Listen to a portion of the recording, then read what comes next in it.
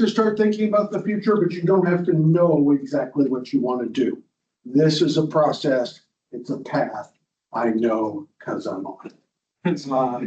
Okay, and so we're welcoming back Hannah Olds from the class of 2019. Yeah, That seems like a long time ago. this is the first time I've come back and none of you are who I was here with for even like a semester. Except. Well, yeah, this is true. This is true. It's good to have a friendly face. Like, yeah, And Paul. but you were leading the class. Yeah, okay. I just remembered Annie made a giant pie cookie for E&M. Yeah, That was awesome. that was awesome. I have to go thank. What was that for Pi Day? It was for Yeah. pie. And it was a cookie this big, chocolate chip. It was huge. Yeah, okay, back to the program. And actually, I think about it, Hannah, your group was actually maybe the first group to occupy this building. Yeah, it was finished like at the end of my sophomore year, Yeah, come back in, or just in the beginning, but I was away. because we have Physics 1 over at Fitzell on the bottom there. Yeah, and lab down in Bugby, Yeah. make the pilgrimage down the hill. Back up. Yeah. That was funny. All right. So, anyhow, Hannah's been on a lot of adventures since then, and found a super interesting, career path. Okay, that is maybe not typical of our majors, which is why it's super good to think about it. And so I'm gonna let her share that story. I would like to thank her family for joining us here. And also, I would like, for you, to recognize Mark Farrell in the back. Yeah, no, it's you. He's a Penguins fan. It's a hockey team with shirt colors. Bad hockey team. He also, is a graduate of SUNY Oneonta with a physics degree. So when you see him on campus, which you will, you cannot miss his profile with the hair coming out the back, walking very, very fast across campus. Give him the respect he is due, which will be the respect you are due, right? Also, he did the coolest Lego robotics video. He had a robot that he designed in engineering that would go over everything. And he filmed it and played it in a video to Flight of the Valkyries. Hannah. Okay, thank you for the introduction. Yeah, I graduated in 2019. I did a bunch of stuff while I was here that I will address kind of at the tail end of the talk. But first, I just wanted to give you a little bit of an overview of medical physics. That'll be like the first part of the presentation, and then we'll move into kind of what I did for my thesis work. So to open, I guess I just want to ask you guys, who knew before this that there are physicists, like not doctors, whatever, but physicists working in hospitals? That's really good. I have to say, you're like ahead of what I was when I was at Oneonta, because I think it was my maybe last semester of my senior year that I even heard that you don't have to be a doctor to work in medicine, or a nurse, you know, like you can be a scientist and still interact with patients and stuff. So it's really, really cool. Does anybody know maybe a bit about what a medical physicist might do? No? Any guesses? Any guesses? What do you think? Probably works with like the equipment, radiology equipment. Yes. So yeah, a lot of medical physics is QA, so quality assurance, but we'll get to that too. So can I click over? Right. Okay. So the four kind of fields that I would kind of like to go through briefly is radiation protection, nuclear medicine, radiotherapy, and MRI. So radiation protection. Any guesses what this might be about? Probably the most straightforward of the talk. What do you think? Yeah, that's definitely one part of it. So there's a lot of radiation, like radioactive substances and also ionizing radiation that we use in hospitals now. It's really modern as far as diagnosis and treatment. And we want to make sure that we are, thank you, protecting the patients, practitioners, so the people administering the treatment, the public, and also the environment, because how we dispose of radioactive waste is really important. So there's a lot of transport regulations, exposure regulations that we have to follow, and then, of course, disposal as well. So, and I guess it's worth bearing in mind throughout this talk that I'm from the UK. So all of this stuff that I'm talking about, this is what we do in the NHS, and the legislation can differ from country to country as well, but overall the concept will definitely be the same. So this is just a picture of some of the boring files and guidelines you might have to read if you're a radiation protection advisor. Click that next. So radiation protection physicists specifically, they are kind of like the architects and the police of the world of radiation in medicine. So they'll be involved in the transportation of radioactive substances.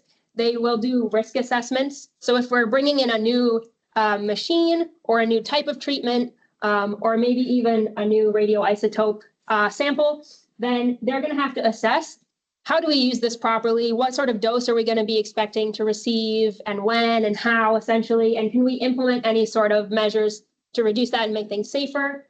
In a similar kind of line of thought, they will also be working on like building and room design. So you actually are responsible for figuring out, if we're going to put, let's say, a CT scanner into a room, where do we need to put it? How much concrete needs to be in the walls? Like, how thick do they need to be? Does there need to be lead shielding in the windows? How are we going to take patients in and out and things like that? Implementing maybe even like fail-safe buttons and emergency stops and stuff. So it's actually really, really cool behind the scenes stuff. And then unfortunately, when things do go wrong, the department medical physicist who's associated with radiation protection will be the one doing the incident reporting. So it's kind of on you to make sure everything is safe. And when it fails, you have to send a formal, this is why we failed. We're so sorry. Please don't fire me. Apology to the appropriate governing bodies. And yeah, of course, follow the legislation as well. So that's kind of maybe on paper the most boring, but the most widely employed and managerial type positions that you get in medical physics. Next is radiotherapy, which I'm sure you're all a bit more familiar with, yeah, as a concept. This is maybe, since this has a lot to do with cancer treatments, unfortunately, that's probably largely where people know it from. So there are two types of radiotherapy that we can give. The first is external beam radiotherapy, and that's delivered with what you see here. This is called a LINAC, which just means linear accelerator. And we will produce a radiation beam that comes out of the treatment head here and will hit the patient laying on the bed. And the beam can actually rotate. This gantry rotates 360 degrees. So you're not just getting it from one angle, right? Like a beam will come out and then another and another and another all the way around the patient, so that we can make this really cool kind of all-encompassing field of radiation and expose the tumor as precisely as possible. And inside the treatment head, to customize this exposure even further, we have, this is called, this is called a multi-leaf collimator. So what you're looking at here is actually about 80 to 120 independently moving leaves of some really high atomic number metal, so usually tungsten. And as you can see, this has done, the leaves will pull away or push forward in order to make a really sort of custom shape, which allows the beam to travel only through this opening, and it will be attenuated by the rest.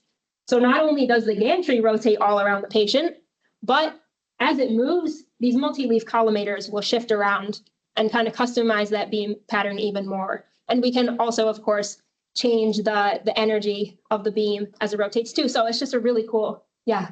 So the surface is perpendicular to the beam, is that right? This, oh yes, yep. The beam is coming like that. Is that what I'm saying? Yeah. So it'll get blocked perfectly by these. Yep. And then another method of radiotherapy is brachytherapy. So as opposed to an external beam that passes all the way through the patient and into the tumor, brachytherapy is actually inserted either into the tumor itself or up into the body really close to the tumor. So this prevents like your kind of external tissues from being exposed. The couple kind of cases we tend to use it in is for prostate treatment and also cervical and uterine cancers as well. So the prostate treatments are really interesting because you take a very, very small, maybe like millimeter size seed, they're called, of a radioactive isotope of iodine. And you can actually insert, it's kind of hard to see, but here's a whole bunch of them that have been inserted by a needle into the prostate using a grid. And this is so interesting when you see it in a theater. The surgeon who's inserting them will have a certain number of pellets inside of the needle, maybe 3 or 4, depending on how the physicists have decided the dose needs to be distributed. And the surgical assistant will say 4 in A3. And the surgeon goes 4 in A3 and then stabs it in and pulls it out. And it's like the creepiest game of Battleship you'll ever see. And actually, they stay in there permanently. The patient will leave and just live the rest of their lives with those pellets inside of their prostate. And that will irradiate the tumor. And this actually has gotten to be so good as a treatment that you're pretty much considered treated. Like prostate cancer is it's extremely, extremely common now. Everyone with a prostate who lives long enough will get it. So it's really nice to know that we've got some pretty surefire ways of treating it. Similarly, this machine also holds radioactive isotopes. And for our cervical and uterine cancer patients, they will have applicators inserted in theater surgically. They'll lay on a bed, maybe over here somewhere. And this wire will actually, instead of going into this little testing measuring device here in this picture, it will go into the applicator, and the device is able to push the radioactive pellets up and through the wire certain distances for certain amounts of time so that you can move it kind of close to the tumor and then maybe a little deeper, and kind of tailor your like field of radiation and your dose to a kind of custom shape, if you will. So that's brachytherapy. So typically, it's really important to kind of understand how a medical physicist fits into this whole cancer treatment service as a practice. So they will be part of a very multidisciplinary team. Of course, it's doctors and pathologists that actually diagnose the cancer. They'll be specialists. And then oncologists are medical doctors who are trained to come up with basically treatment plans for cancer patients. And then the radiotherapy physicists are the ones that plan the delivery of the prescribed treatment. So for example, an oncologist might say, we need to give this patient 50 gray in 10 fractions. That will mean that the total dose that we want to deliver to the tumor over all the 10 treatments, 10 fractions, is going to be 50 gray. So that patient will come in 10 times and receive 5 gray each time. And the physicist needs to take a CT scan, basically, of the tumor and the organs at risk around the tumor that we don't want to irradiate, kind of use the computer to draw these really cool kind of shapes around each organ and the tumor, and figure out what exactly either the pellets going in need to do or the external beam needs to do in order to deliver that dose as safely as possible. And then radiographers are the people that use the machines to deliver the treatment once the physicist has planned it. So it's a really, really cool team to be part of, and they work super hard. It's crazy. And of course, they also do the quality assurance. So you need to make sure that your like linear accelerators and your radioactive isotopes and everything are all kind of working as expected, because it is just really, it's not something you want to get wrong. It's extremely kind of dangerous dose of radiation to do incorrectly. Correctly is great, but it's, yeah, we don't want mistakes. So it's really important that medical physicists are watching out. Okay, nuclear medicine. Any ideas what nuclear medicine might be? This one's a little tricky. Okay, so nuclear medicine is kind of a field that involves the either injection or maybe you could take it orally of a radioactive, I guess a substance. It's basically molecules of some kind that have had a radioactive isotope of some element attached to it. Most commonly, we use FDG, which is a glucose analog with a radioactive fluorine-18 attached to it. And these types of things called radio tracers will be injected or inserted in some way into the body. And then your body kind of processes it as it would glucose, for example. And then we can use the radiation coming out of you, once we've injected you, to kind of take an image to track what that's doing inside of your body. So, yep, the medical physicists will, again, do QA. They will check those radioactive sources, I guess. Once radiopharmacy prepares the sample that we're going to inject, it's important to make sure that it has the correct activity level. So we're not overdosing a patient, and we're not giving them something that's so far decayed that it's useless, because that's that's also considered an unwanted dose of radiation. And then once we get these images, you will also interpret them. So a couple scans I want to talk about, just to make it more clear kind of what we're doing, is SPECT and PET. So has anyone heard of a PET scan? Yeah, right. Okay. So SPECT stands for single photon emission computed tomography. So again, we'll inject a patient with a radio tracer. It'll circulate through their body, and eventually we just pop them onto a bed like this. And we use what we call a gamma camera, which if you want to know more about cameras and collecting light and how we do that, just consult Dr. Nolenberg. I'm sure he can tell you. It's very similar to a lot of astronomy. And we're going to kind of use the photons that are emitted by, gamma decay from the radio tracer inside of you. And we're going to collect them to form an image.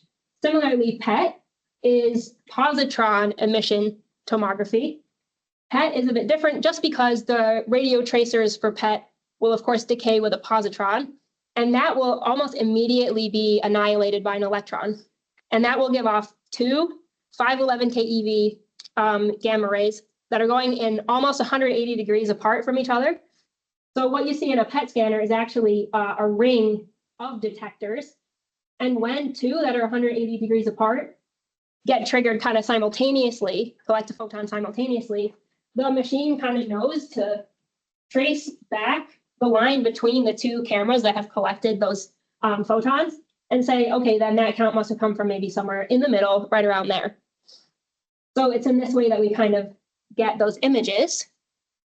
And we actually, like I say, these radioisotopes are designed to target a certain anatomical process instead of anatomical structures. So we call it functional imaging. So here I've just got some examples of images so you know what I'm talking about. This one with the black background on the left is a CT scan. So this is not nuclear medicine. This is just a bunch of X-rays passing through you. And you can see how it gives a lot of detail of anatomy. The grayscale here is the white is bone, the gray is like softer tissues, and the black is air. And so the black to white kind of grayscale there will differ with tissue type, essentially. And here in the middle, this is a PET scan. So the grayscale here is actually inverted so that high counts are black, but they reflect where the glucose has accumulated in this patient's body. So you can see kind of here in the brain, we've got tons, which is good because your brain is supposed to take, I think it's like 80% of the glucose that you consume or something like that. And most commonly, we actually take this functional image and we superimpose it onto this anatomical image, and we get a PET CT. So maybe you've heard of this. This is a super, super important type of imaging that we can do for cancer, because tumors love to eat just so much glucose because they want to divide really rapid. They're super greedy. So if you see any hot spots, like here, you'll see the kind of grayscale background of the CT. And if you see any hot spots that are like super bright white, like maybe there or something, if a patient had it, you would say, oh, that looks abnormal. That's probably a tumor. Make sense? Okay. MRI. Have you guys had some chats about like nuclear magnetic resonance or something in physics 3, modern physics? Yeah. Okay, perfect. So I know probably some of you are like freshmen, so I'll give you kind of a brief. MRI is a kind of a huge, very sciencey world. But I'll give you a brief overview of the physics of what's happening here. Thanks. Oh, this is my kind of before and now of MRI. This is the first full body MRI machine. Looks like someone's crazy backyard science project. And it actually happened in Aberdeen, where I'm from, where I just studied my degree. And you can still see it in the infirmary, the hospital in Aberdeen. So I took that picture myself. And then here's what it looks like now, like something out of a spooky sci-fi film. So yeah, we've come a really long way in 40 years. 1980 looks like 1880. Yeah, it does, doesn't it? Yeah. Well, you're like, okay, the crazy thing is you see it and you genuinely think, like, even I thought, how does anyone fit in that? It's like this wide, and they put someone in it and like scanned their whole entire body. And the magnet, it's actually super interesting. The magnets are this way, whereas in this one, they're around the bore of the scanner. So there must have been some crazy stuff going on with these like stacks of magnets that I don't really know about, but this is before our course. Forgive me, but on the left, they look like the spacing is not quite right for Helmholtz. Yeah, I mean, I see, I wish I could tell you I even understand the mechanics of this at all. But I kind of look at it and it looks like a massive mesh of just like copper and wires and these crazy magnets with a tiny hole in the middle. But yeah, I'm sure somebody in Aberdeen would be very angry with me for saying that and for not being able to explain to you what's going on over there. This is more my speed, I think. Thanks. So I'm going to try and keep this brief. I don't want to let this go on forever, but I get kind of lost in the explanation here if I let myself. So water in your body, it's all over the place. It's in every tissue. And water is mostly just made up of protons. The protons and the hydrogen in the water in your body all have kind of a magnetic moment, we call it, which precesses around. And they all, when you're just in your normal state, precess in random directions so that you have basically net zero magnetization in your body, which is great because who wants to be attracting metal bits all the time? And then when we put a patient into the bore of an MRI, can you go back to the other slide actually? Yeah, so we call this the bore. So when we put a patient on the bed, laying down, and then put them into the bore of the scanner, thanks, we actually turn on a background magnetic field, pretty strong, maybe like 1.5 to 3 Tesla clinically, and it goes from your feet up through your head. So this like fake patient laying down here, the field would kind of go up like this through their body. And that makes most of those spins of those protons align either parallel or anti-parallel with the field, but then we get a net magnetization parallel to that field. So what we want to do to take an image, actually, is we want to send in a radio frequency pulse that has the same frequency as the frequency with which those protons are precessing around that axis in line with that magnetic field. And then we want to knock them sideways. And then once we turn off that field, they will relax back in line with the field. And more or less, that's what gives us a signal, because the radio frequency coils are also able to detect essentially when they relax back. So the different amount of times that it takes for those protons to relax will indicate how tightly bound the water is and what tissue that it's in. And it will give us contrast in the final image. And what's really important actually in MRI is not only this relaxation process and how we get the signal from it, but that we can take a slice of a patient, like an image of a slice, rather than a whole body. If we got a signal from the entire body all at once, it would be nonsensical. It would be kind of just one big blob and blur. So how do we very precisely choose what we're taking an image of and how to interpret that signal? So what we do is we take what we call a gradient. We apply a gradient so that the background magnetic field gets changed really, really slightly. So this gradient will be maybe like millitesla per meter, so that the field up here at the patient's head is, for example, slightly weaker than the field down here at the patient's feet, which means as you step along, the field is changing just the tiniest amount. Because that background magnetic field is changing just a tiny amount, the frequency with which those protons are processing around the background magnetic field is also changing just a tiny, tiny, tiny bit. And that means we can choose what we want to excite and measure a signal from by changing the radio frequency pulse. So the frequency of the pulse we send out can be set to match the slice that we want to take and the frequency that the protons are processing with in that specific area of the body. So essentially, we're going to get something that looks like this. That doesn't make any sense. It's in a thing called K-space, not physical space. It's just a bunch of frequencies all superimposed on each other. So we need to do a fancy math thing that I don't even do. The computer does it for us, called the Fourier transform. And then we get a good resulting image like this, where the grayscale reflects different, the signal strength will be kind of reflecting how tightly bound those water molecules are. So we can see those differentiations there. So an MRI physicist specifically, you will be making sure whether that a patient is safe to scan. So sometimes a doctor will say, oh, we really need an image of this patient, but I don't know, they've got a pacemaker. It's this type of pacemaker. It was made in this year. Is that safe to go into an MRI machine? And you'll take out your big fancy book and you'll be like, oh boy, let's look up the brand and the make of it and see what material it's made of and see if it's certified safe to go into an MRI. Maybe the patient's got an aneurysm clip in their brain. And then you have to say, no, we can't scan that patient because the torque that that clip experiences could mean that it ruptures again and they get a brain bleed, so don't put them in. You will also do QA again and make sure that those scanning rooms are safe and there's not going to be any big metal thing that fly into the scanner and hurt patients or damage the equipment. And if you really are into MRI, you can also help create fancy new pulse sequences. So what I was talking about with applying a gradient and customizing the radio frequency pulse, that's one of a million bajillion different types of things we can do to customize the sort of MRI image that we can get and what information it's giving us. So if you wanted to, you could mess around with applying gradients in different directions, like X direction, the Y direction. You could like invert the spins different amounts, put radio frequency pulses in like different intervals and stuff. And these are all things that we've been able to do that you'll see later to, create cool new images that tell us all sorts of different information other than just the tissue type. So yeah, so that's the overview of medical physics.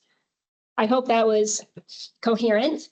Do you have any questions about medical physics in general? Before we move on?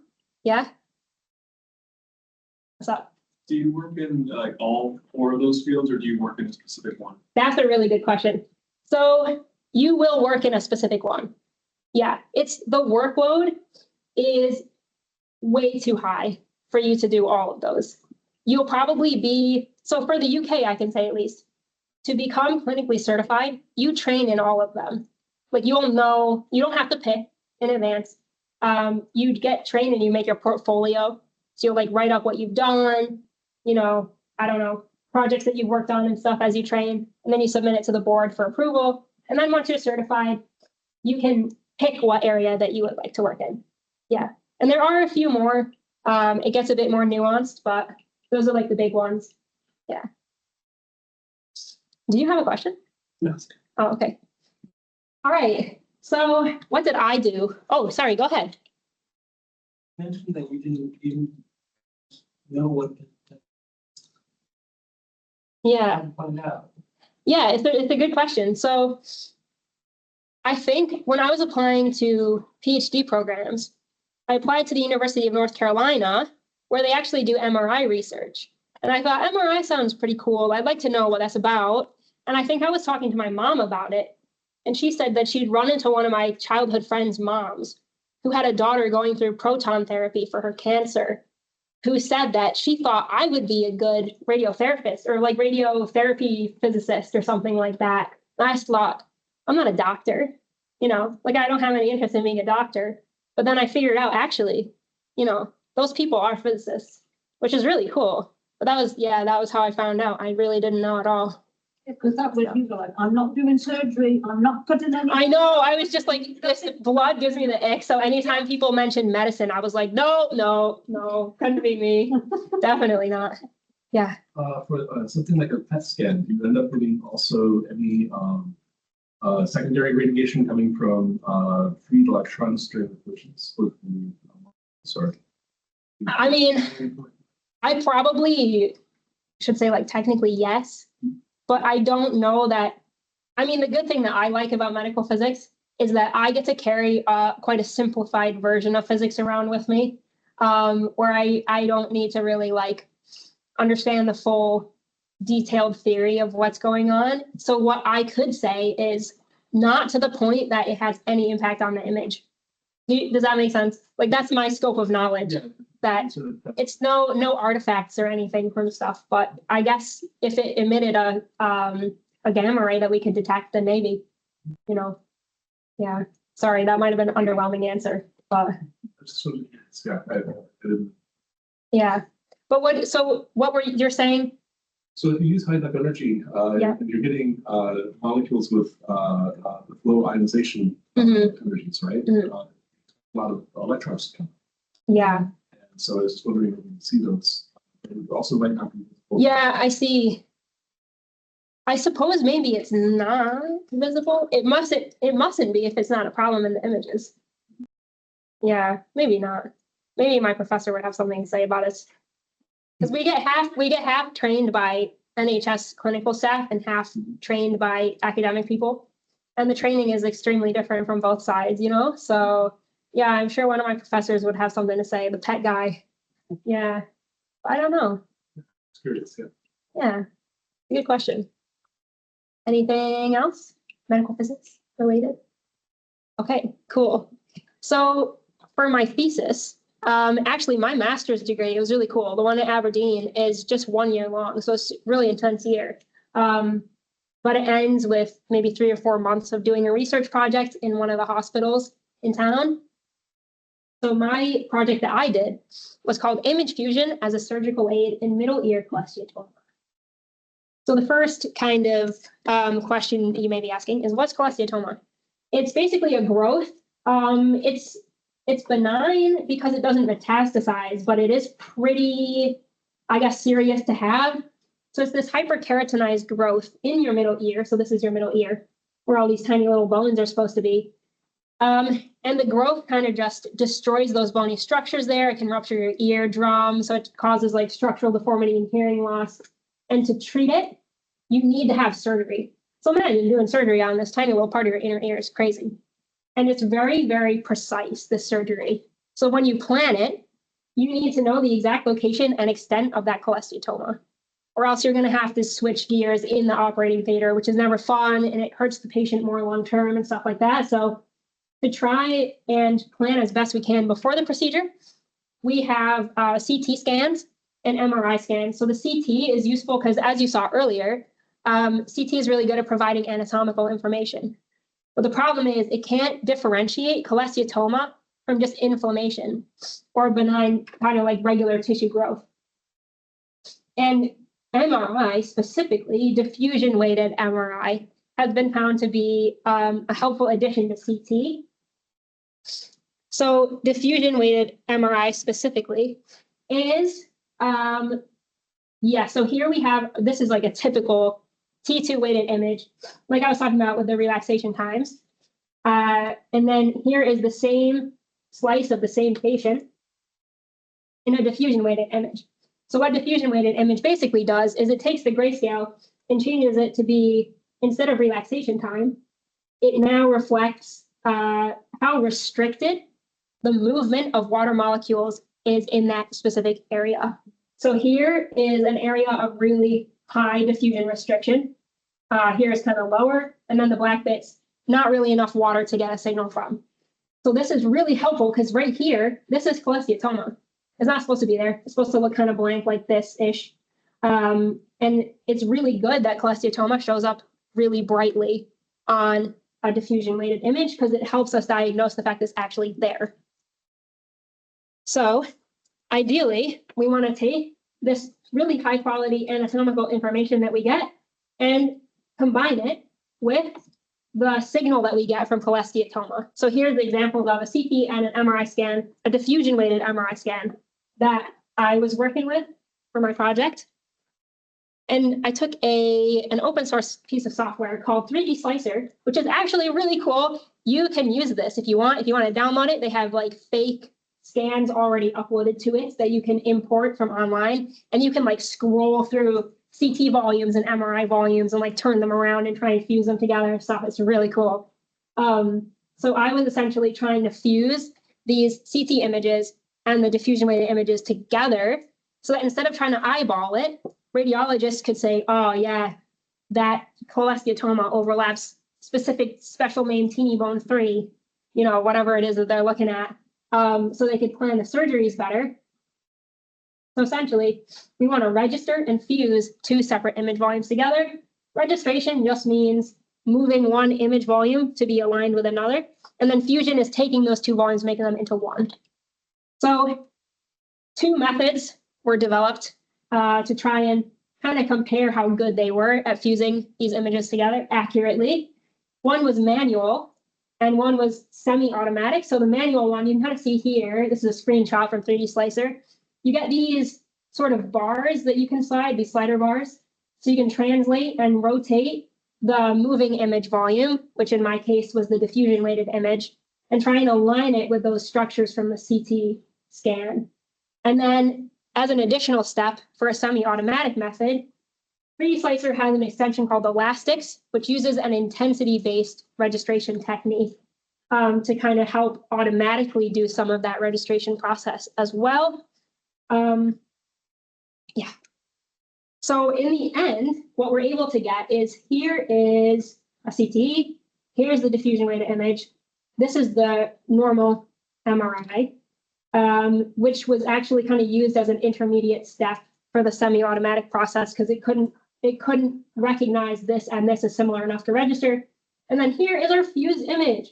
I was so happy with this, guys.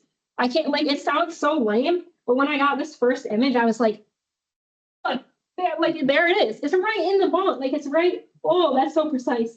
It was really good. And actually, I showed it to the radiologist and they freaked out just as much. So I have to say it was very good results this summer. So here's the fused image. You can see the bony structure and there, that little peak point of high intensity there, the same as here. That's the cholesteatoma. So the cool part about this is actually, when I say image volume, this is just one slice. This is one slice of the images that we've taken from the patient. So there'd be like the top of the head and then slice, this bit, and then more slices down to the bottom of the jaw. So this is just one of many. You could scroll through it this way and get the full kind of view of what's going on here in the inner ear. We also had coronal. So this is called axial, a slice like this. We also had coronal images, which are slices like this down the front of your face. So it really helps with that precise location. It's really, really good.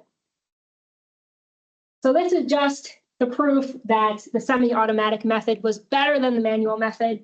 Not surprising, but nice to have the numbers.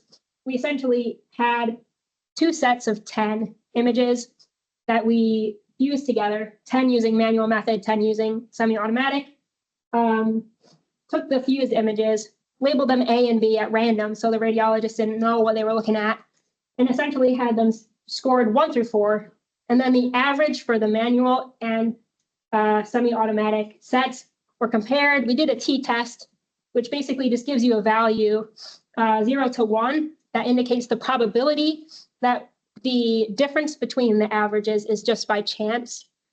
So the numbers being really low here is super good because that means it's really unlikely that the rating that we got for the semi-automatic method being better was just a fluke, if that makes sense. So really strong chances that this is a good method, like reliable, perform better than the manual methods. So happy with that. And of course, we want to test the limitations of any method that we develop. This is just science in general.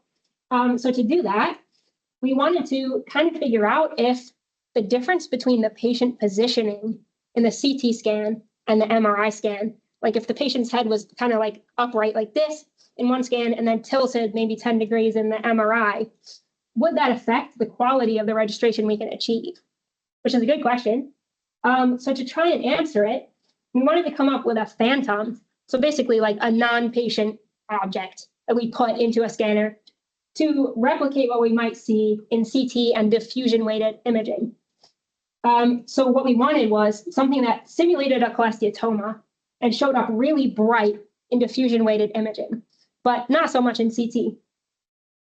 So here we tried steak, some well-cooked steak, some Play-Doh, mini gems, which are kind of like dots, like really tiny dots, gummy bears. Let's see, what else did we use? Jelly beans and vitamin E capsules, in fact, and they're all crap. That's not good. That doesn't look like a cholesteatoma. This is in a tub of water, so here's just free water here. It's bright signal. That's supposed to be dull compared to our fake cholesteatoma, and it didn't work. So we moved on to the theory that an osmotic laxative should work, because osmotic laxatives actually, like the way they work is as you digest them, they suck water in and absorb it so that it gets kind of taken up by your stool and softens it. So we thought, surely, come on, if we could find an osmotic laxative, that should surely like kind of restrict the movement of water within it. So we tried these laxative capsules. So this is like a soft gel of a laxative. It's also crap. But we were so sure, though, that it would work, that what we ended up doing was getting a sachet, this 18-gram sachet of another type of osmotic laxative, and dissolving it in like such a small amount of water, like 50 and 40 milliliters, and putting them into these tiny little test tubes. So here is a typical MRI scan. This is water, that's water. And this is our like Movicol solution is what it was called. And here you can see our diffusion weighted image. Yay, this is what we're talking about. So this was really exciting because that was a lot of days of scanning, I have to say. So we finally got this bright spot. So this is a slightly less concentrated solution. This is slightly more concentrated solution, and they both work beautifully. So we were able to take the solution, put it into a tiny little water balloon, and insert that water balloon into a Hoffman Phantom. Hoffman Phantom, super cool. It's a big plastic cylinder with a bunch of thick plastic sheets in the middle of them, like layered together with cutouts in each sheet, so that when you fill the tank with water, you get a brain image, essentially. So here's our brain. This is a CT scan. This was our background kind of reference CT scan with it nice and upright. And this is one of our diffusion weighted scans. You can see our cholesteatoma is nice and bright. So it was working really good. And we did one at 7-degree rotation. And then I think the others ended up being 23 and 30-degree rotation. So not the best range, but we ran out of time. So we kind of worked with those. And what we wanted to do was see if the center of the cholesteatoma is just there in the CT. The center is like there if I had a steady hand, but the cholesteatoma is like right there. And here it is in the MRI. So we wanted to see if our method would make a more accurate registration if this was rotated less. So this is our 7-degree one. We wanted to see if it would be a better quality registration, more accurate than the 30-degree one that was rotated significantly more. And what we ended up finding is our limitation testing, it just didn't work. It didn't work at all. This is way too ideal. See these fine lines, like really crisp contrast here between like this, between like, I guess the fake like white and gray matter of the brain here, and how similar these are. If you really look at the shapes of what's going on, this is way too ideal. It was too ideal. No matter how we tried to mess up the angle and orientation of this image, it just registered it all perfectly all the time. And it's just not realistic compared to what we were seeing in the patient images. But we did develop a way to get a high intensity signal on a diffusion weighted scan. So the department will continue to use this for phantoms in the future if they need to do any testing for DWI images, which is super cool. And we also came up with a great registration method to fuse those CT and DWI cholesteatoma images together too. So pretty successful. Yeah. Any questions about that? Maybe pretty straightforward. Yeah. So when it does the registration, essentially comparing the two. Yeah. So. And there's an automated process. Mhm. Are you using correlations or some sort of mathematical operation to get the best alignment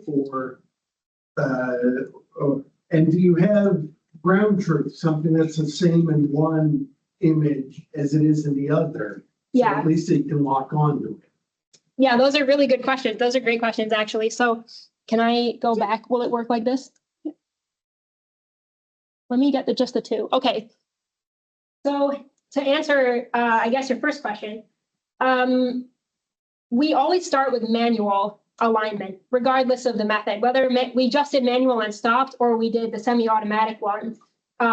Just because if the image volumes are too misaligned, the whole thing, it just breaks. You just get one gray blob that comes back because like the software doesn't know what to do with that. So once you get them close, then Elastics uses an image, like an intensity-based image registration system. So what it's going to do is it's going to look for lines of contrast, like around here, and it's going to try to find lines of contrast in the other image, and then it matches those, kind of.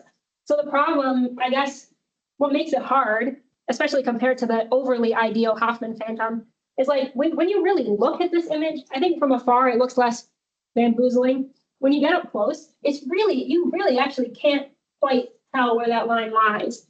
And that's why it was really helpful to use the normal MRI image to register this to it first with the automatic registration method, and then register this to the regular MRI scan, and then register the two together.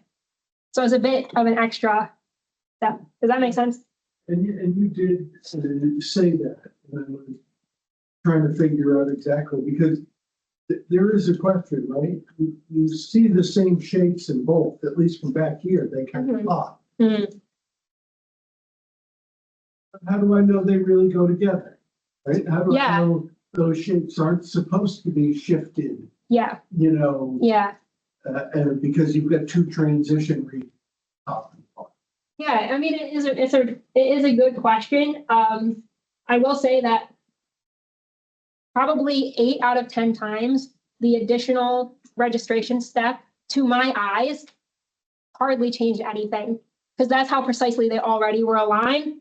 I think it would maybe just do a little extra rotation that I'd missed or something to kind of like fill those shapes in that were already so similar, like this kind of lobe here and that one, for example, you know what I mean?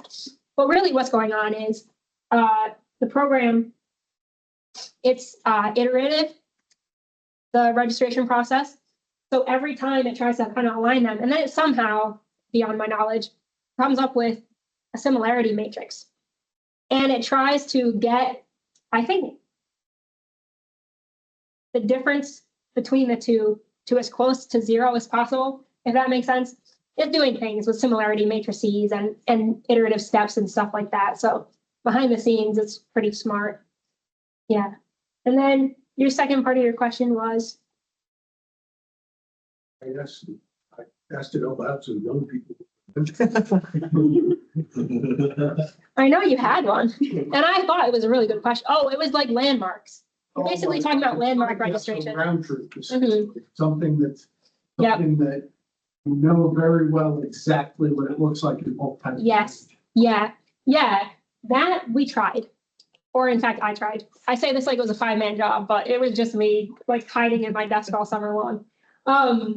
It was possible to use a landmark. We call it landmark registration techniques, where, for example, maybe you would pick like some anatomical feature here, and then there, and then there, and mark them on 3D Slicer in both image volumes, and that would be used to then align them. So what you're saying is possible, but what ended up happening was each set of images, like each patient, it looks quite different.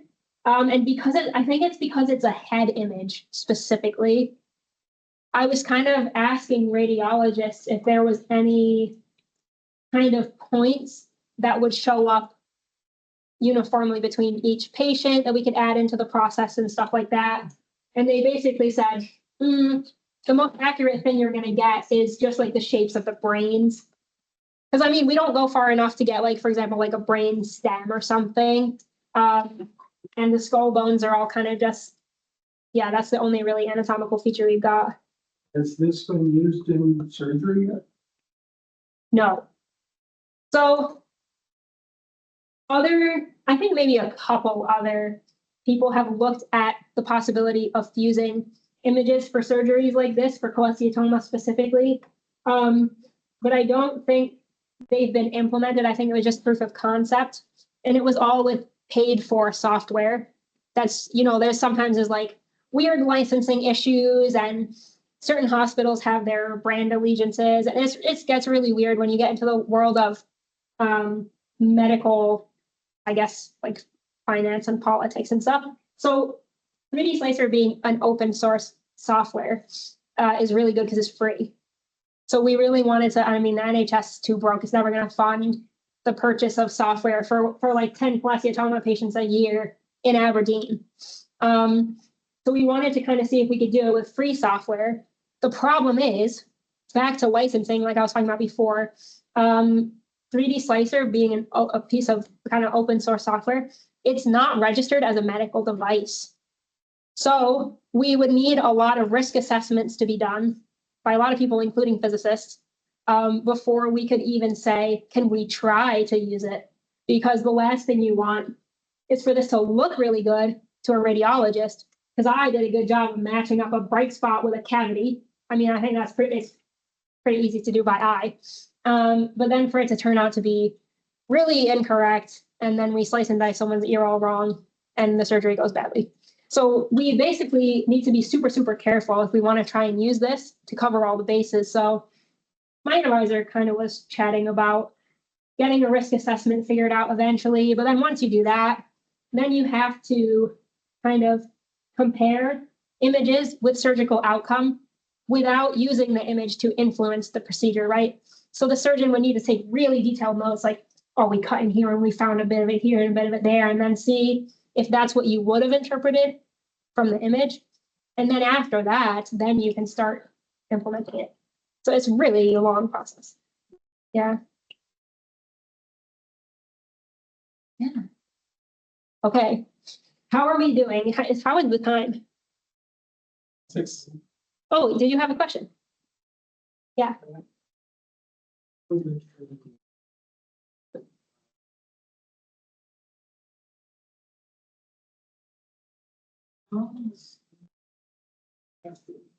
Oh, like when we talked about expected PET before?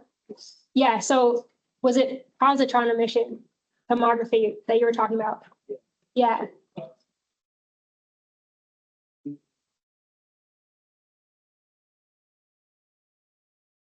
Do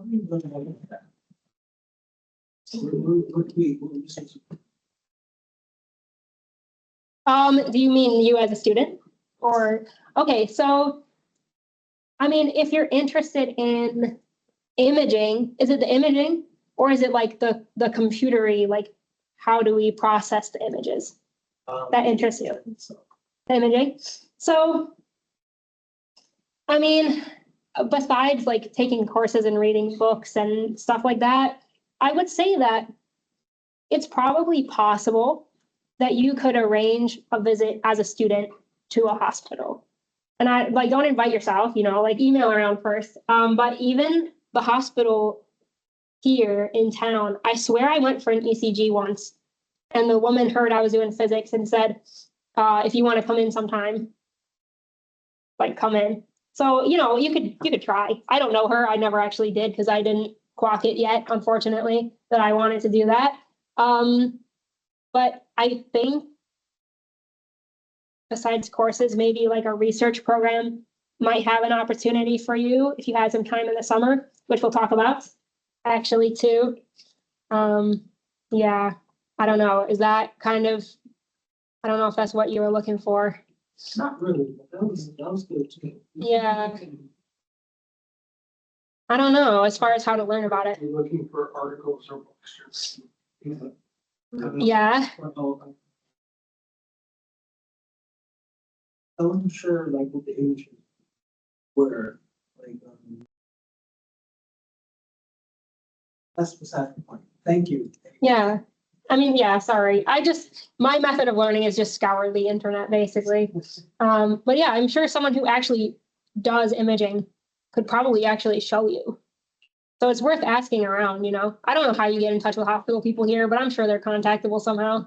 Maybe I think LinkedIn. there would be, with some background reading, if there were interest to go see one and talk to people who've done it. What I would do is go to the pre-professional health advisor, see what sort of That's smart. internships, contacts there were in this area. Yeah. Yeah. And also, there are a variety of programs at Upstate Med, on imaging technology. That's a good. I don't know if you- Yeah, I mean, I will say some more in a bit, and you definitely, you know, if there's something specifically that you wanted to either like find out more about or do, then you definitely could contact me and I can actually figure it out for you. You know, like if I don't know off the top of my head, I could definitely figure it out. Yeah. So you went to school, did you get your degree specifically in medical physics and then you decided a specialty after that? Or did you, I guess, what does that kind of schooling look like? Yeah, and it's a really good question. So I will also talk about this in a second. I'll say more about, were you gonna? I was thinking you finished the thesis part. Yeah, So you had, so it sounds like Ben's question is leading into the next part, right? Oh, what can you do, you might be wondering? Some cool opportunities. So a bit about myself and some things that you could do also. Yeah, I studied physics here. What's up? So like 5 minutes, good? I'll be as quick as I possibly. I studied physics here. Questions soon. I worked as a tutor at the Student Learning Center. I would highly recommend. I also worked as an intern at Science Discovery Center, which I would highly recommend. Try to use the fact that you're in education to your, I guess, benefit. And if you can make some money, that's awesome. But otherwise, it'll get you really excited about your studying. I think it made a big difference in my own enthusiasm towards my course that I could share science with other people. Has anyone here done summer research? Have you? That's so cool. Oh my gosh. I was like one of the only ones in my day. That's awesome. REU programs? That's so cool. They actually funded on campus now, Oh, did they? a $3,000 stipend. Okay. Yeah, Housing, built-in board. that's really good. And I think they're handling about 25 to 30 students every summer, the last 4 summers. Huge. That's It's a really big impressive. progress. That's great. That's really good. A lot of us did it twice and then we got kicked out. Oh, yeah. Have you gone to other universities to do it? I got to know. That's cool. You did? Where did you go? I did something with Howard. Oh, that's really cool. Okay, yeah. So, you know, if you're looking for something to do over the summer, the NSF specifically, the National Science Foundation, they fund REUs. They're amazing. Just go do them. I did them in nuclear physics in 2016 and 17 or something like that at Notre Dame and Michigan State University. So really awesome facilities. Postgrad study. Okay, so if you want to do medical physics, what I've just done is my master's degree. That's what you need to get into clinical training. You can get a PhD, that's totally fine. And then go into your clinical training or not. You could just be a researcher and do academic stuff around medical physics. But if you want to work in the hospital with patients, get at least a master's degree. And then you do, I think here they're residencies. But in Scotland, it's just like called the Clinical Scientist Training Program. And that would be an additional 2 years, maybe 3. But do be super duper careful with your postgrad study because medical physics specifically, very particular for the board that you're certified by. So in Canada and America, it's called CAMPEP, CAMPEP. They're the board that accredits all of your education, so your master's degree, your PhD, if you do one, and your clinical training. And in the UK, it's called IPEM, Institute for Physics and Engineering in Medicine. And in New Zealand and Australia, it's called TEEP. You can see the issue here. They're not really always guaranteed to be transferable. So these are some kind of, ask yourself before, you can always redo your master's, but that's expensive. So not ideal. So just, you know, if you're going to go into this, make sure if you're in the States, you want to be in the States or Canada. You can prove equivalency, but I don't think it's as easy as just applying for a job. What's up? Is that specifically for medical physics? Yes. Yeah. So it's because practicing medicine, you have to be, if you're in a clinical role, certified to some degree. And each country will have kind of rules around what that certification looks like. So it's really actually really strict for medical physics just because you're so powerful, you know, like you have potential to do real harm if you mess up an entire hospital system or someone's radiotherapy treatment, you know what I mean? So yeah, pretty strict. If you are interested in PhDs though, I personally, even though I didn't go, I would recommend UCLA, their physics and biology and medicine program. So check it out if you're interested. If you get an interview, they'll fly you out to LA and you don't even have to go there in the end. So it's definitely worth a look. Study abroad. Did anybody do that? Any study abroaders? I think this is common in STEM. And I don't think that it should be. I think, you know, physics, you can study anywhere in the world. I studied in Oslo for a semester and it was amazing. And if you go to, this is your chance to scan now. The SUNY study abroad system is great because you can study abroad through any SUNY school's connection. Like that's, maybe it doesn't sound great, but that's amazing. So there's like hundreds, I think, of options that you have. So you can filter through where you want to go and when you want to study physics. And actually, Binghamton has one at the University of Edinburgh, which just so happens to be in Scotland and happens to be my favorite place. And it's a really, really, really good school. Like they do a lot of good physics there. You know, you could make a connection, end up doing your master's there. You get to a PhD program there if you wanted, or you could just enjoy how beautiful Edinburgh is, as you will see. That's where I lived when I first moved to Scotland. It's amazing. I met Peter there. Peter from Edinburgh. Yeah, not too scary. So definitely worth it. And if you do, for some reason, want to come to Scotland, then let me know and I will send you to the hospitals all around Scotland to meet medical physicists and we'll just have a great time. So I think you should. And if you love it enough to want to stay in the UK, here you go. This is the NHS Scientist Training Program. You can actually get into this with a bachelor's degree. You don't need a master's degree to apply for this program. The more times you apply, the more likely you are to get in. I'm on round 3 this year, and we're almost there. So basically, the scientist training program is amazing because it pays you like £40,000 a year salary, and NHS band 6, which most nurses work their entire lives barely getting up to that pay band. So kind of a small physicsy flex. And they will pay you to do your master's degree for a year and your clinical training for 2 years.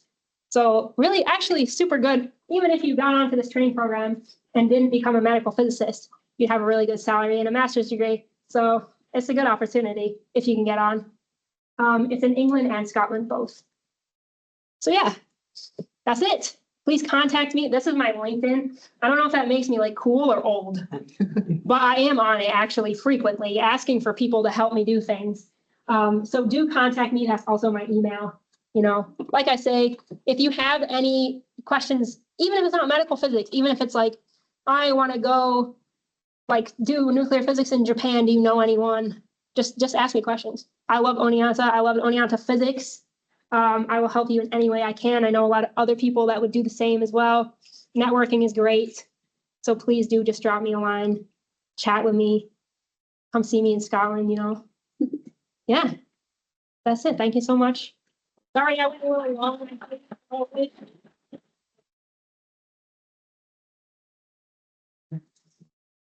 Are there questions? And we've asked some along the way. Do I need Just that? No. any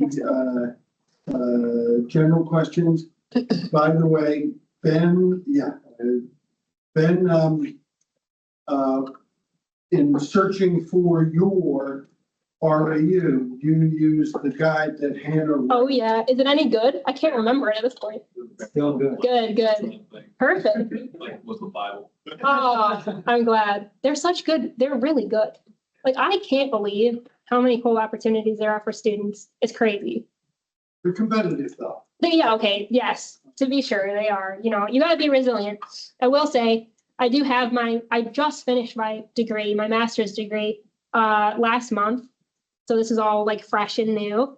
And like I say, I've applied for that training program twice already, and each time they're like, oh, your application is so good. If you had a master's degree, it would be great. Okay, so I got my master's degree, and I applied, and they're like, oh my God, your application is amazing. It would just be really good if you had more clinical experience. And I was like, got you. I will go get the training to qualify for training, you know, like sound. But as long as you keep trying, like you will absolutely eventually get it. Like I have no doubt that I'm going to either next year or the year after soon. You know, it's in the cards. It's just life. Yeah. You have a question? What do you do like, oh, I'm sorry. No, it's okay. Go ahead. He had his hand like that to the right thing, so. What do you do like now until you get it then? Are you like looking for a job at this point, or are you gonna stay like working with the people that you did your master's with? Yeah, so it's a good question. I previously worked for the NHS in an admin role, and I'm going back to do the same thing, which I actually really like doing. I originally was coordinating in Edinburgh a cancer meeting for gynecological oncology. So just kind of like making sure that patients got referred, got their appointments all in time, and we were tracking them so they met the government requires treatment within 62 days of referral in Scotland. They're really good about cancer treatment. So just making sure we met all those deadlines and stuff. And now I'm doing a similar thing, but not for cancer, where I'm going to be helping to kind of run the admin side of a gynecology department in Aberdeen. So yeah, it's good stuff. You know, you learn so much about healthcare, even just from an admin role. So I think I've definitely really benefited from it. I like it a lot. Yeah. Thank you. Yep. Just waiting. What's up? I wonder what kind of culture shock you got when you went over. To the UK Yes. to set the scene. And be careful, Mom's here. That's right. My mom's British. I'm British by birth. I can actually no longer legally reside in the United States because I forfeited my green card when I moved away. So I'm an alien. Hi. So yeah, it's 2020. And it was like maybe October 2020 when I moved over. And I get there and I'm not supposed to be there, but I'm a British citizen. So I convinced them that I was coming home to see my family. So they let me in. And I just sat in COVID isolation until May 2021, at which point I joined the British Army and went into basic training to be a radiographer because I thought medical imaging was cool. And they were going to pay me to get my degree. So I'm on an army camp and I can't leave because it's COVID and even the long weekends are canceled. And I ended up living there for 9 months because 1 month in, I broke my hip. So British culture was either at first nothing because it was COVID. And then at second, it was basic training with the army. So that was kind of intense. And then I finally went into the real world by moving to Scotland, and Edinburgh was awesome. And I would say culture shock, very minimal, especially given that I speak English. Like, I mean, you know, it's just a white English speaking country to another white English speaking country. And but you know, I think the thing that attracted me to it is that it's just calmer. It's just calmer. Less angry people all the time. That's what I like about it. It's really good. Yeah. The culture shock from the US to Scotland, is it different in healthcare? Oh, that's a really good question. I would call it less shock and more joy. It's healthcare culture joy that I experienced. I was extremely broke when I moved to Edinburgh. Like, I don't know why I did it. I just felt compelled to. I did not have a job there. I had no place really to live. I rented 1 bedroom out of a 13-bedroom house. And I had this terrible skin rash, was all over my entire body. And I was in so much pain. And my doctor just wrote me this prescription, and I went to the pharmacy, and I stood there in this like half-hour long queue, and I just was so deflated. They gave me my prescription, and they said, "Have a great day." And I was like, I got my card out. You know, it's a pen, money for my medical care. And they were like, "Have a good day." And I was like, clocked that they didn't have a cash register in the entire place. And I just cried. I was just like, that was gonna be my last 10 pounds in my bank and I could get it for free, you know. And it's been like that ever since, because I had medical bills in the States. And so every time I go get treatment somewhere, I just like, it's, you know, it's a great feeling. It's amazing. That's why I love working for the NHS. Like I'll answer phones to grumpy patients all day. And I'll hang up the phone and I'll be like, they're getting that for free. You know, like it's such a good feeling. It's amazing. It's really, really good. Yeah, I like it a lot. You have to be a little patient. Yeah, but that's across all cultures. Yeah. Yeah. I hope that answered your question. Yeah. So your degree was in math and physics, correct? Yeah. So going into medical physics, you kind of like wish you maybe had a background more on biology or chemistry side of things, or do you think medical physics is removed enough from the actual like biological health part that you don't really necessarily need as much of it? Yeah, I'm actually really, really glad you asked, because that's something I didn't put on the what can you do slides that I thought when I was coming here that I should have. Take biology. Like even if it's just a class you don't need for one class once. Like, because okay, like let me put it this way. Bio students have to take physics. Chemistry students have to take physics. Like I feel like physics is so insular. Like once you're in physics, most people don't really care about the rest of science. Like biology students are just like not as smart, and that's why they don't do the mathy science. They do the picture science, you know. And I get it. Okay, I studied physics once too, but bio is actually so cool. But the answer is, I didn't need to have taken biology. I wasn't left short or scrambling for like anatomical knowledge in my courses. They do a good job of like, they assume you're coming from either like engineering or physics into medical physics in a master's level, you know.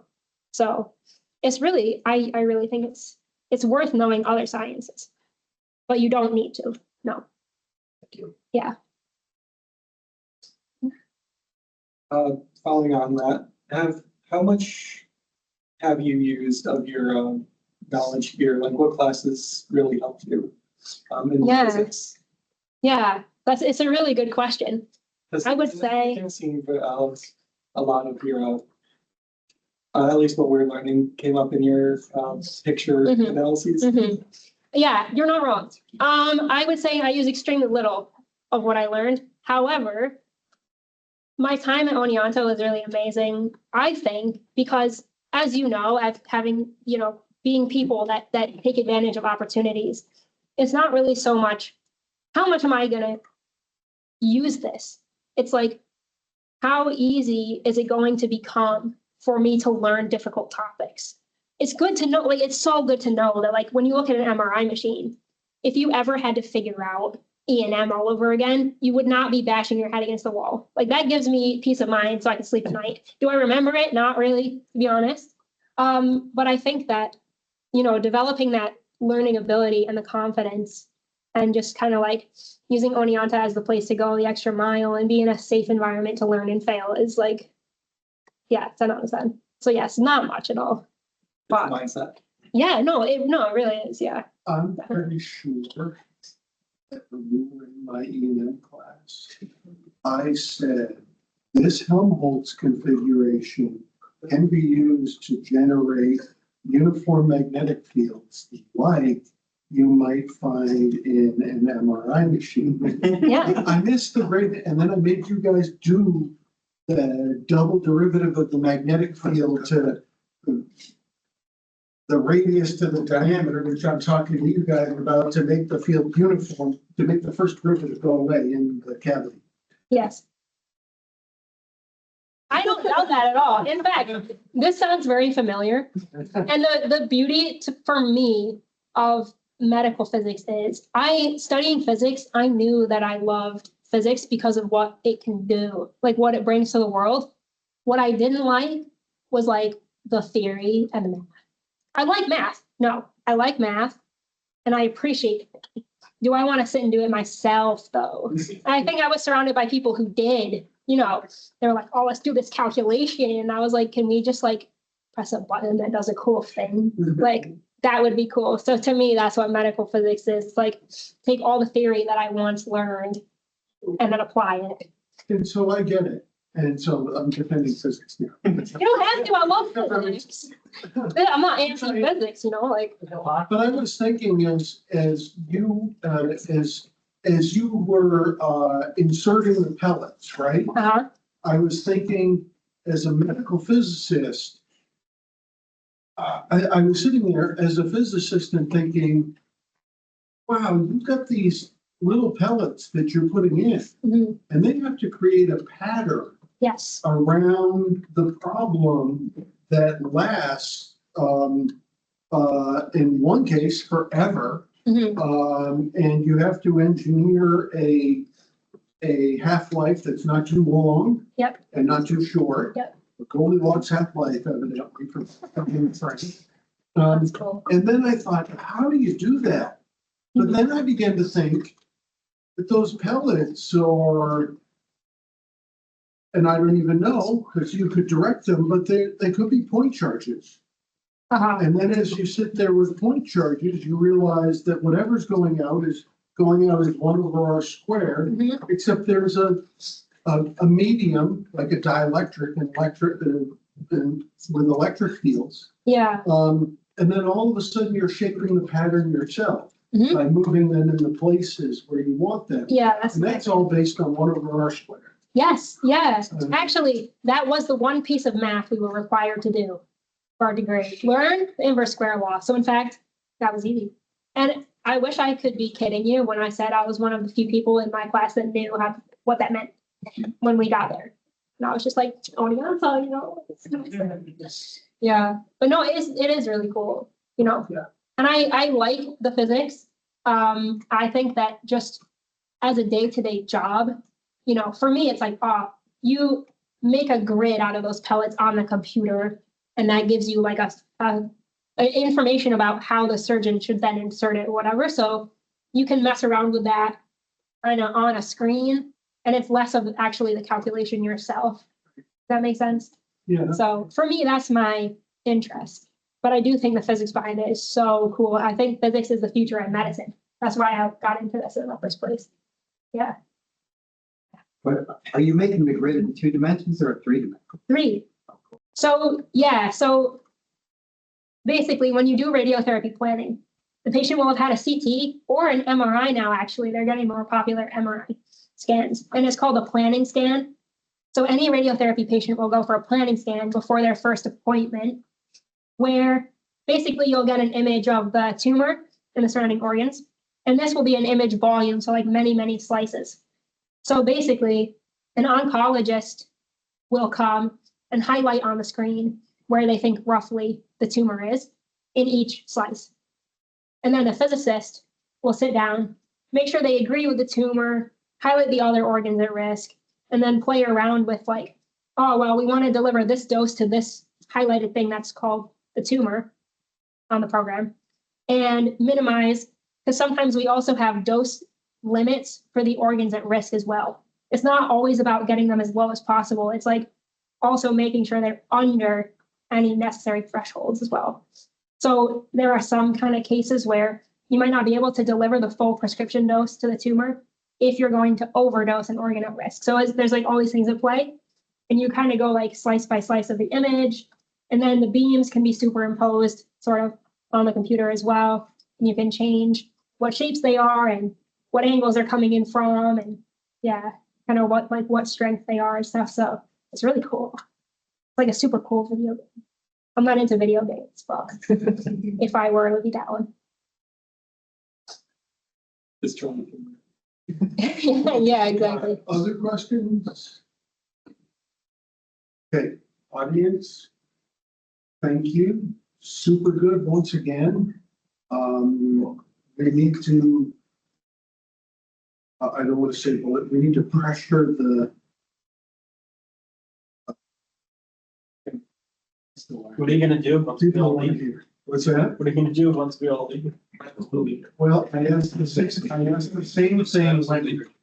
same thing when Hannah left The answer is invite you back to talk. and, Be prepared. It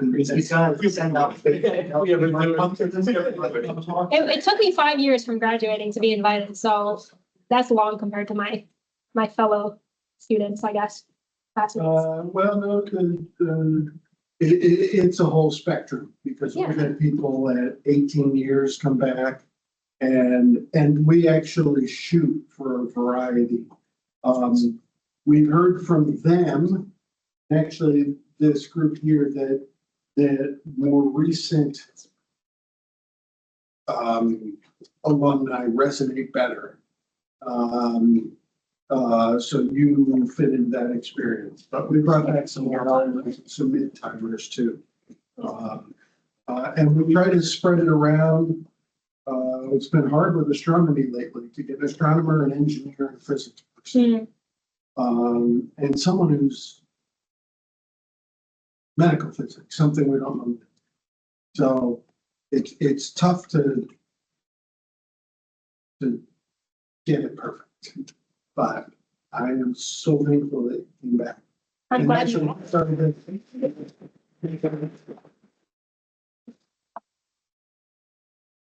We started talking about this more than a year ago.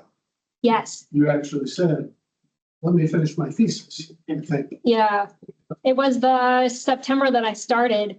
You said, I heard you started medical physics. Do you want to come give a talk? next week. I was like, why don't we wait till I'm done with my degree? I might have more to say. Yeah. Well, thank you guys for being good listeners. I'm sorry if I went over. I assume I did. No, you did. A lot to address. And they've been very good at questioning.